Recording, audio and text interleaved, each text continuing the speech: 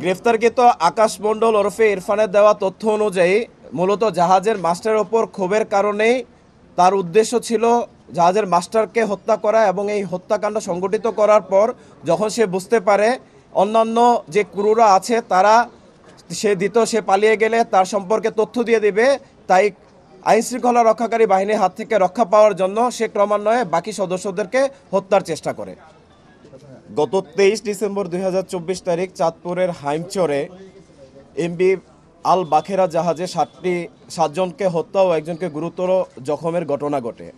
উক্ত ঘটনা বিভিন্ন প্রিন্ট ও ইলেকট্রনিক মিডিয়া ও সামাজিক যোগাযোগ মাধ্যমে প্রচারিত হলে তা সারা দেশব্যাপী ব্যাপক চাঞ্চল্যর সৃষ্টি করে। পরবর্তীতে উক্ত ঘটনায় জাহাজের মালিক বাদী হয়ে 24 ডিসেম্বর তারিখে একটি হত্যা মামলা দায়ের করেন। এই হত্যাকাণ্ডে জড়িত ব্যক্তিদের শনাক্ত ও গ্রেফতারে র্যাবের তৎপরতা বৃদ্ধি করা হয়। এরই ধারাবাহিকতায় গত 24 ডিসেম্বর তারিখে বাগেরহাট জেলায় রাতে অভিযান পরিচালনা করে এই নৃশংস হত্যাকাণ্ডে সম্পৃক্ত আকাশ মণ্ডল ওরফে ইরফান নামক একজন ব্যক্তিকে গ্রেফতার করা হয়। গ্রেফতারের সময় গ্রেফতারকৃত আসামির নিকট হতে একটি ব্যাগ, একটি হ্যান্ডগ্লাভস, আসামির 2টি মোবাইল ফোন, ভিকটিমদের 5টি মোবাইল ফোন সহ সর্বমোট 7টি মোবাইল ফোন, চেতনানাশক ওষুধের পাতা এবং নীল রঙের একটি জিন্স প্যান্ট যেখানে বিভিন্ন জায়গায় রক্ত মাখানো ছিল তা উদ্ধার করা হয়। প্রাথমিক জিজ্ঞাসাবাদে গ্রেফতারকৃত আসামি জানায় সে গত 8 মাস যাবৎ এই জাহাজে কর্মরত রয়েছে। জাহাজের মাস্টার কর্মচারীদেরকে বেতন ভাতা ও বিভিন্ন সুযোগ সুবিধা প্রদান থেকে বিভিন্ন সময়ে বিরত থাকে এবং সুযোগ সুবিধা প্রদান না করে বিভিন্ন সময়ে নর্মাল বিষয়ে তাদেরকে অতিরিক্ত রাগারাগি করে। এই ঘটনায় এই ঘটনায় সম্পৃক্ত আকাশ মণ্ডল ক্ষুব্ধ হয় এবং এই জাহাজে কর্মরত অন্যান্য সদস্যদের সাথে বিষয়টি আলোচনা করে।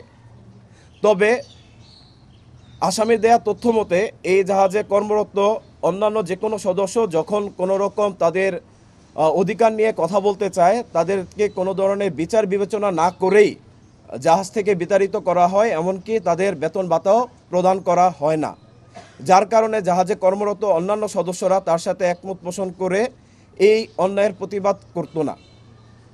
এমত অবস্থায় গ্রেফতারকৃত আকাশ মণ্ডলের মধ্যে ক্ষোভের সৃষ্টি হয় এবং এই ক্ষোভ থেকেই সে পরিকল্পনা করে তার এই মাস্টারকে উচিত শিক্ষা দিবে।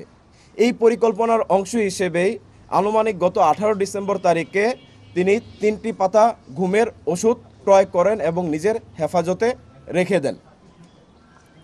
পরবর্তীতে 22 ডিসেম্বর তারিখে যখন এই জাহাজটি চট্টগ্রাম থেকে সিরাজগঞ্জের পথে রওনা হয় এবং চাঁদপুরের হাইমচর এলাকায় পৌঁছানোর পর জাহাজটি হাইমচরে নোঙর করা হয়।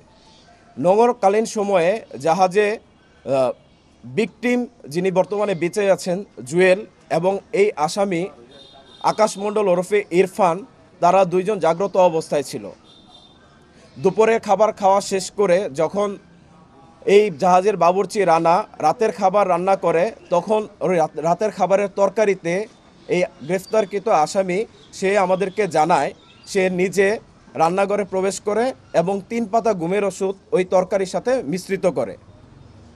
ঘুমের ওষুধ সেবনের ফলে ঘুমের ওষুধের সাথে এই খাবার সেবনের ফলে জাহাজের বাকি যে সদস্যরা ছিল তারা খাবার গ্রহণ করে এবং পরবর্তীতে নিজ নিজ কেবিনে শুয়ে পড়ে। আমাদের গ্রেফতারকৃত আসামি তিনি আমাদেরকে তার স্বীকারোক্তিতে বলেছেন এই সময়ে যখন কেবিনে সবাই শুয়ে পড়ে নোঙর করার পর সর্বশেষ যিনি বেঁচে আছেন ভিকটিম জুয়েল, সে রাত 2টার সময় খাবার গ্রহণ করেন এবং খাবার গ্রহণ শেষে সে তার কক্ষে ঘুমাতে যায়। এর পরবর্তীতে গ্রেফতারকৃত আকাশ ওরফে ইরফান তার পরিকল্পনা বাস্তবায়নের জন্য পায়চারি করতে থাকে এবং এক পর্যায়ে রাত আনুমানিক 3:30টার দিকে সে প্রথমে জাহাজের মাস্টারকে তার কেবিনের ভিতরে গিয়ে একটি চাইনিজ কুড়াল দিয়ে কুপিয়ে হত্যা করে। তার মূলত ক্ষোভ ছিল জাহাজের মাস্টারের ওপর, বা জাহাজের মাস্টারকে ডেট করার পর তার কাছে মনে হয় যে এই জাহাজে বাকি যে সদস্যরা আছে সে যদি এখন এখান থেকে পলায়ন করে তাহলে বাকি সদস্যদের দেওয়া তথ্য অনুযায়ী তাকে গ্রেফতার করা হবে। আইনশৃঙ্খলা বাহিনীর গ্রেফতার এড়াতে গ্রেফতারকৃত আকাশ ওরফে ইরফান বাকি সদস্যদের ক্রমান্বয়ে কুপিয়ে হত্যা করে।